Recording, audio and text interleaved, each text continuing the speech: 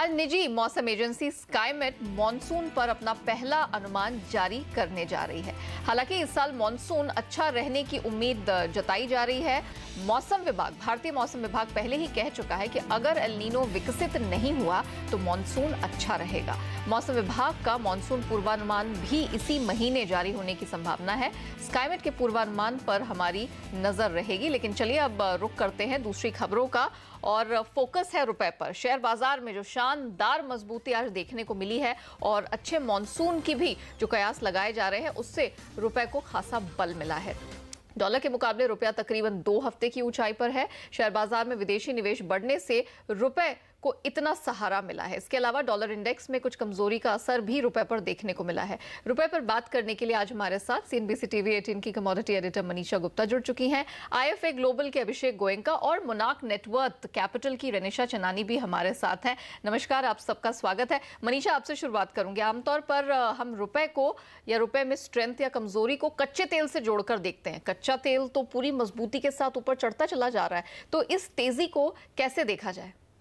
जी हाँ नेहा, आपने बिल्कुल सही कहा। कच्चे तेल और रुपए में काफ़ी हद तक हमने एक कोरिलेशन बैठते हुए देखा है, लेकिन पिछले 2-4 सेशंस में ऐसा नहीं देखने को मिला। यूएस डॉलर के जो अपने मूव्स हैं उसका असर हमने इमर्जिंग मार्केट करेंसीज पे आता हुआ देखा है। जैसे आपने कहा, रुपया फिलहाल यहाँ पर 2 हफ्ते के हाईस पर कारोबार कर रहा है।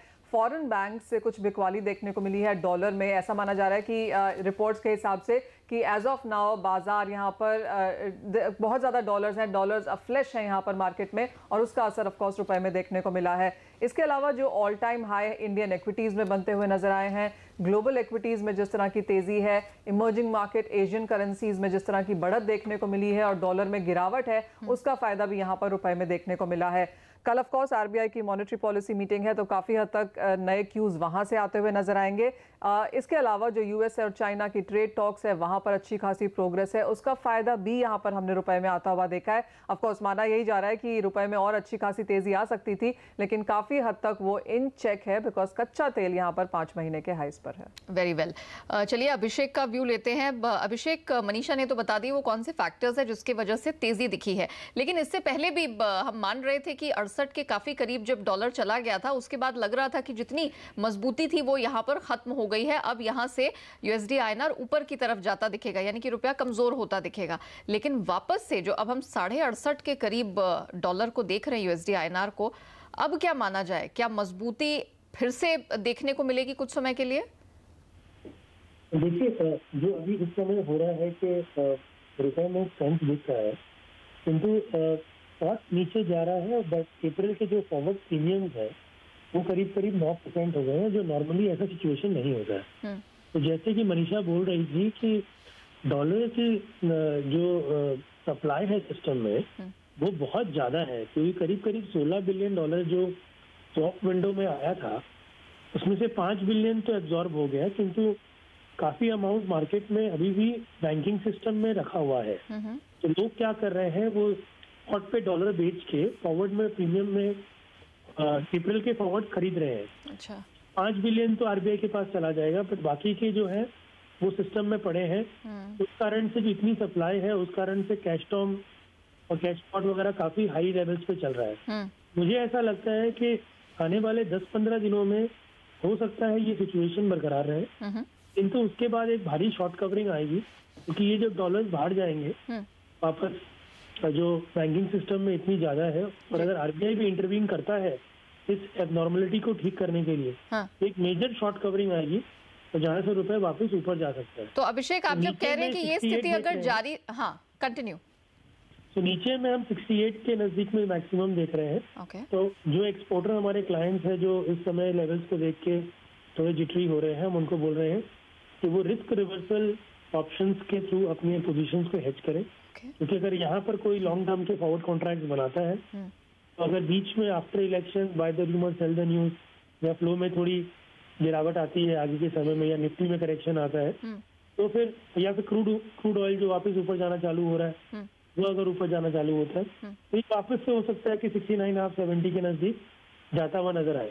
तो नीचे में डाउनसाइड कम है, बट ऊपर में 1 सवा रुपए की मूवमेंट वापस मिल सकती है। अभिषेक, तो क्या मेरा ये मानना या कहना सही होगा कि अभी आने वाले कुछ समय में 68 से 70 ये एक रेंज यूएसडी आईएनआर में दिखेगी? कुछ टाइम आप इसे रखना चाहेंगे कि एक क्वार्टर के लिए या एक महीने के लिए? हाँ जी, आपकी रेंज अच्छी है। I think 68 to 70 is a broader range अगले 2 महीनों के लिए। ऑब्वियसली इलेक्शन का रिस्क है। हाँ। अगर उसमें कोई भी सरप्राइज आता है तो डेफिनेटली ये रेंज टूट जाएगा। बट ब्रॉडर अगर चीजें नॉर्मलाइज रहती है तो नीचे में 30-40 पैसा, ऊपर में 1 से 1.5 रुपये। अभिषेक, आप मानते हैं कि रेंज टूट सकता है, तो किस तरफ ये रेंज टूटता हुआ नजर आएगा? एज ऑफ नाउ इस साल की अगर बात करें तो रुपया 1.5% की पॉजिटिव लाइन पर है डॉलर के अगेंस्ट में। FIQs यहाँ पर इनफ्लोज काफी बेहतर आते हुए नजर आए हैं। तो रेंज जैसे आपने कहा नेहा की बरकरार रहेगी, लेकिन अगर टूटती है तो किस तरफ आपको ज्यादा यहाँ पर बेंड नजर आता है? नहीं तो अगर बीजेपी की जो एक्सपेक्टेशंस है मार्केट में और उसमें कोई भी डेविएशन आता है तो ये ऊपर में 70 का लेवल टूट जाएगा। नीचे पे मुझे पर्सनली नहीं लग रहा कि इतनी भारी एप्रिसिएशन आ चुकी है। हमारी रियल इफेक्टिव एक्सचेंज रेट है वो भी कुछ करीब 117-118 के आसपास है। आरबीआई रुपए को भी बहुत ज्यादा ओवर वैल्यूड नहीं रखेगा।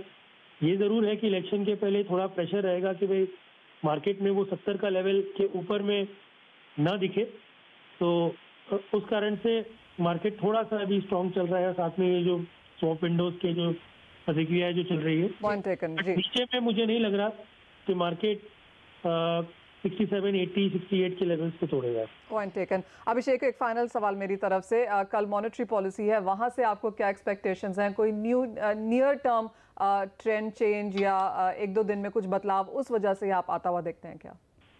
आई थिंक मॉनेटरी पॉलिसी में ये बात तो मार्केट प्राइसिंग कर चुकी है कि भाई क्वार्टर बेसिस पॉइंट का कट होगा। अब ये देखना है कि जो इनकी वोटिंग होती है कमेटी की वो कितनी स्क्यूड है टुवर्ड्स कट, एंड आगे की जो इनकी डायरेक्शन है उसमें वो 25 बेसिस पॉइंट और कट अगर बोलते हैं या फिर हम आगे करेंगे, या फिर कोई वोटिंग में पैटर्न हमें दिखता है कि बहुत अग्रेसिवली डोविश है, in that case definitely bond deals में फॉल दिखेगा। वैसे भी इन्होंने स्वैप विंडो करके कॉर्पोरेट बॉन्ड्स के हिल्स को काफी कंट्रोल कर लिया है, 10 ईयर बॉन्ड्स भी काफी कंट्रोल कर लिया है। डिस्पाइट द फैक्ट कि इनकी ओएमओ की लिमिटेशंस कम है, इन्होंने स्वैप विंडो के थ्रू मार्केट में लिक्विडिटी दे दी है। तो मेरे ख्याल से language would be more important. Decision मोटा मोटी प्राइस इन है मार्केट में। अगर 50 बेसिस पॉइंट हो जाता है तो definitely it will be a surprise. Okay, चलिए शुक्रिया अब आपका अभिषेक हमारे साथ जुड़ने के लिए और बताने के लिए कि यूएसडी आईएनआर में क्या एक्सपेक्ट करें। एक मोटे तौर पर तो रेंज अगले 2 महीने के लिए जैसे अभिषेक ने कहा कि 68 से 70 के बीच में रहेगी, बट ऑफ कोर्स लेकिन चुनावी सीजन है तो ये देखना होगा कि अब आगे जाते हुए नतीजे किस प्रकार के रहते हैं। लेकिन अब मोटे तौर पर जानकार यही मान रहे हैं कि जितनी स्ट्रेंथ यहाँ पर रुपए में दिखनी थी वो तकरीबन दिख चुकी है। 67-80 के पास फिलहाल स्ट्रॉन्ग सपोर्ट यहाँ पर दिखाई दे रहा है। रनिशा, आज के लिए क्या किया जाए, क्योंकि कल यहाँ पर मॉनेटरी पॉलिसी से पहले सब मार्केट थोड़ा सा जिटरी भी यहाँ पर हो सकता है। हमने स्ट्रेंथ डेफिनेटली बनते हुए देखी है, लेकिन रुपए में अब क्या, इन लेवल से क्या किया जा सकता है? Hi Neha, good morning. Good morning.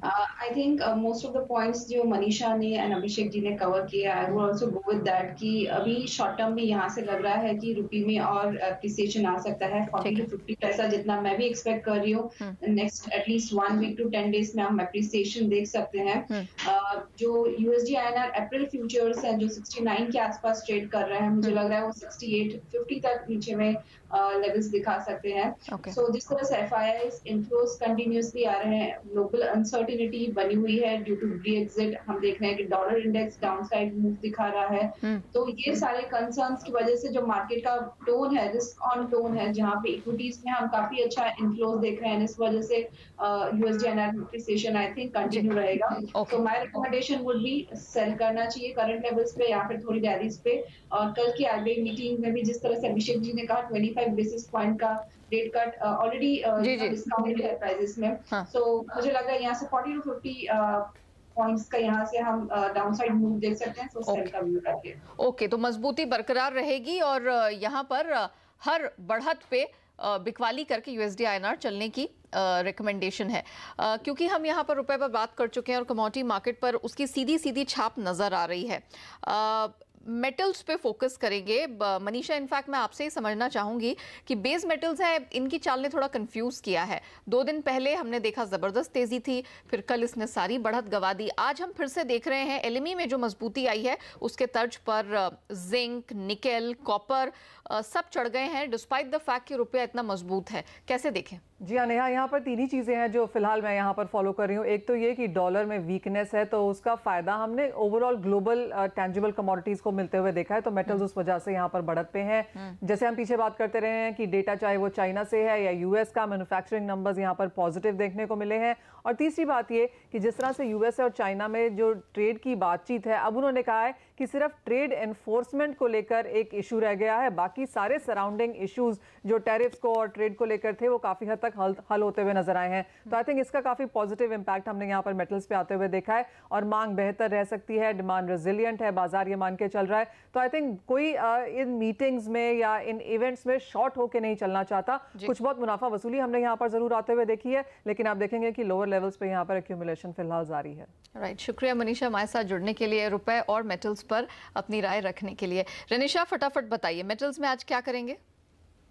जी नेहा जी, जैसे आपने कहा कल जिस तरह से बेस मेटल्स में नरमी बनी हुई थी all because of recession fears, and again हम देख रहे हैं कि एक टग ऑफ वॉर चल रहा है, रिसेशन फियर्स है, ग्लोबल ग्रोथ कंसर्न्स है, जिस वजह से हम देख रहे हैं कि बेस मेटल की प्राइसेस ज्यादा अपसाइड मूव नहीं दिखा रही, बट बेस मेटल्स के खुद के फंडामेंटल्स काफी स्ट्रांग है। हम काफी अच्छी डिमांड देख रहे हैं, डेफिसिट्स देख रहे हैं कई बेस मेटल्स में, इन्वेंट्रीज लेवल्स कंटिन्यूअसली गिर रही है, तो ये प्राइसेस को सपोर्ट कर रहा है। So I would pick copper and zinc मेरा टॉप फेवरेट है for this year. I think जिस तरह से इन्वेंट्रीज लगातार गिर रही है, 28 ईयर लोस पर है, it is still in the deficit year, 4th year continuous deficit है। जिंक यहाँ से काफी अच्छा और परफॉर्मेंस दिखा सकता है, 3 से 4 रुपए की बढ़त में जिंक की प्राइसेस में अभी भी देख रही हूँ। इवन कॉपर में भी लग रहा है मुझे इंट्राडे में 3 से 4 रुपए की बढ़त आ सकती है, तो दोनों मेटल्स में मेरी बाय की रिकमेंडेशन रहेगी। वेरी वेल, क्रूड पे नजर डालिए, यहाँ पर 4300 के पार है ये कमोडिटी। ऑफ कोर्स मजबूत रुपया अब इस पे दबाव बना रहा है, लेकिन अंतर्राष्ट्रीय बाजार की जो मजबूती है वो तो उसके क्या कहने। जरा बताइए इन लेवल्स पे आप खरीदारी करने में कंफर्टेबल हैं? क्रूड में मेरा व्यू जो है अभी थोड़ा कॉशियसली बुलिश हो चुका है, और ये आई वाज बुलिश, बट जिस तरह से मैंने अपसाइड मूव देखा है, मुझे लग रहा है कि हम थोड़ी बहुत यहाँ पे कंसोलिडेशन फेज देख सकते हैं, बट अभी भी फैक्टर्स काफी पॉजिटिव है। वेनेजुएला पे हम देख रहे हैं अभी भी क्राइसिस बनी हुई है, ईरान पे और सैंक्शंस बन रहे हैं, एंड अभी और 3 कंट्रीज ने अपना जो एक्सपोर्ट्स है ईरान से ऑलमोस्ट 0 कर दिया, तो ये जो न्यूज है जिसकी वजह से प्राइसेस में हमने देखा एक और अप मूव आया है। सो अपसाइड में मुझे लग रहा है यहाँ से 4360 टू 4370 तक के लेवल्स देखे जा सकते हैं। सो 4300 के आसपास मेरी बाइंग की रिकमेंडेशन रहेगी with the stop loss of 4260 and upside में 4360 तक के लेवल्स देखे जा सकते हैं। ओके, तो खरीदारी बिल्कुल बनती है, लेकिन आपको सतर्क रहने की जरूरत है, क्योंकि बड़ी तेज धुआंधार चाल देखने को मिली है। इस साल अब तक हमने 35-40% तक की कमाई करते हुए कच्चे तेल को देखा है, तो उसके बाद अब थोड़ा सा यहाँ कदम फूक फूक कर रखना ही बेहतर रणनीति होगी। सोने चांदी पर नजर डालते हैं। इनफैक्ट चांदी पर सबसे पहले मैं बात करूंगी, क्योंकि कल हमने चांदी को $15 के नीचे फिसलते हुए देखा था। बड़ा तेज करेक्शन आया था 2000 इस साल के इनफैक्ट लोस को भी इसने छू लिया था। अब वापस से 37,500 के पास है। इंटरनेशनल मार्केट भी तेज रिकवर हुए हैं। जरा बताइए इन लेवल से क्या कर सकते हैं? हम सिल्वर में देख रहे हैं कि एक तरफ से बेस मेटल्स के जो स्ट्रॉन्ग मोमेंटम है वो प्राइसेस को बहुत ज्यादा नीचे नहीं जाने दे रहा है, अपसाइड मूव दे रहा है। जिस तरह से गोल्ड में थोड़ा बहुत दबाव है और यूएसडी आईएनआर एप्रिसिएशन की वजह से प्राइसेस में हम देख रहे हैं कि डाउनसाइड मूव्स भी देखे जा रहे हैं, बट ओवरऑल फंडामेंटल्स आप देखेंगे तो अभी भी न्यूट्रल है सिल्वर के लिए। बहुत ज्यादा अपसाइड या डाउनसाइड अभी यहाँ से नहीं दिख रही। इट ऑल डिपेंड्स कि मार्केट का सेंटीमेंट कैसा है, बट आई वुड से आज जो सेंटीमेंट है it has turn risk on. हम देख रहे हैं सिल्वर में थोड़ी बहुत बाइंग आ रही है, $50 काफी स्ट्रॉन्ग सपोर्ट। हमने कई बार प्राइसेस को यहाँ से रिबाउंड होते हुए देखा है, सो टेक्निकली भी मुझे लग रहा है कि रिबाउंड यहाँ से आ सकता है। करंट प्राइसेस पे 37,500 के आसपास मेरी बाइंग की रिकमेंडेशन रहेगी। अपसाइड में 37,800 to 900 की मैं लेवल्स देख रही हूँ। ओके, और जाते जाते रनिशा जरा बता दीजिए कि सोने में आज क्या करेंगी, खरीदारी या वेट करेंगी? I would stay away from gold today. मुझे नहीं लगता एक बड़ा मूव हम एक साइड देख सकते हैं। यूएसडी आईएनआर की वजह से, एप्रिसिएशन की वजह से थोड़ा डाउनसाइड मूव भी देखा जा सकता है एंड टोन जो है थोड़ा पॉजिटिव है। सो मिला जुला रुख रहेगा। I would stay away from gold today. ठीक है, स्टे अवे फ्रॉम गोल्ड। लेकिन चांदी में थोड़ी कमाई अपसाइड में होती हुई दिख रही है, लेकिन दायरे का ही ट्रेड है, तो बहुत लंबा रुकने का या लंबे आउटबर्स्ट का आप इंतजार यहां पर ना करें। शुक्रिया रिनिशा आपका हमारे साथ जुड़ने के लिए, करेंसी मार्केट पर अपनी राय देने के लिए और बताने के लिए कि नॉन एग्री कमोडिटी मार्केट में कहां कहां कमाई के मौके मिल रहे हैं।